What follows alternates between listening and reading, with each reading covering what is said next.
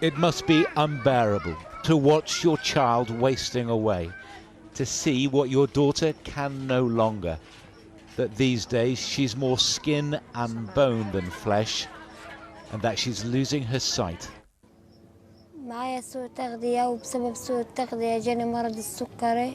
I suffer from malnutrition, and it caused diabetes, which caused cataracts in my eyes, and I can't see.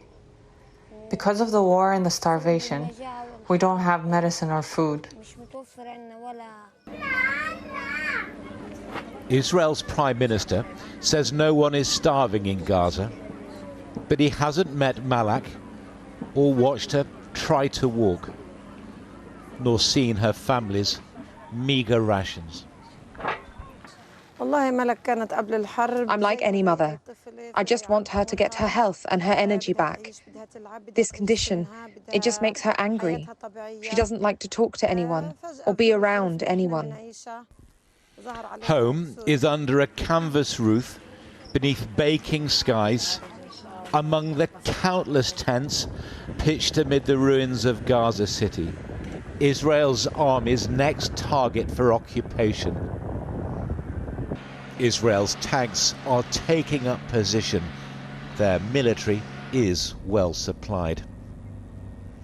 Today, they took us a short distance across the border too, but not to see the destruction, but rather the vast stock of food that is already in Gaza, but remains in large part a promise to desperate people unfulfilled.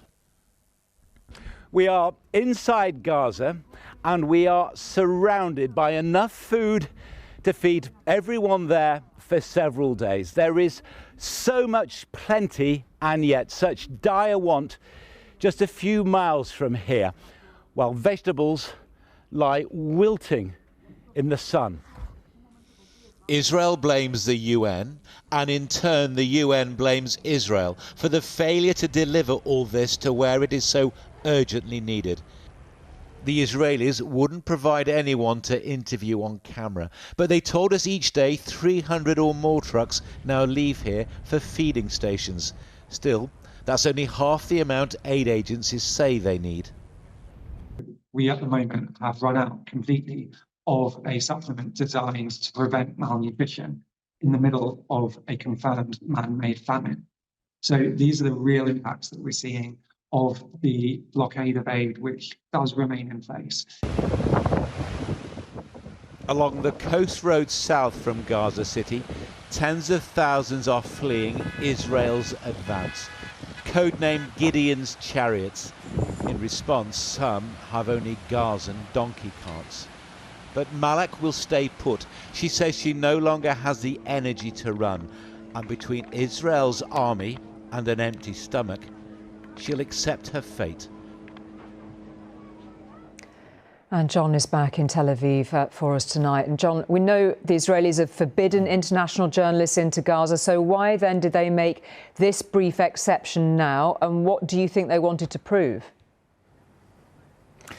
Well, Julie, like so many aspects of this war, the issue of food and starvation is bitterly contested, and frankly the Israelis find themselves more or less in a minority of one. It is Benjamin Netanyahu and his government against the UN, 100 or more aid agencies, even Donald Trump. So what they wanted to show us today, that there is plenty of food inside Gaza, and so there is. We saw it, enough for a feast, while we know there is a famine by the official measure, also disputed by the Israelis, of 500,000 people. Now, the Israelis say it is the UN's job to ensure that food leaves that depot and is delivered to the people in such desperate need. The UN said it is Israel's legal responsibility to ensure the conditions are right for them to do so. It is a row that is unresolved. I have to say, Julie, though, for young women like Malak and the hundreds of thousands